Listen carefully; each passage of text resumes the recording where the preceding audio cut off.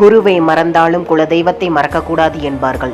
சுக்குக்கு மிஞ்சிய மருந்தும் இல்லை, குலதெய்வத்திற்கு மிஞ்சிய தெய்வமும் இல்லை என்பார்கள். யமன் கூட குலதெய்வத்தின் அனுமதி பெற்றுத்தான் ஒருவரின் உயிரையே எடுக்க முடியும் என்பார்கள். வாழ்வதற்கு காற்று எப்படி முக்கியமோ அதுபோல குலம் தழைக்க குலதெய்வம் முக்கியம் என்பார்கள்.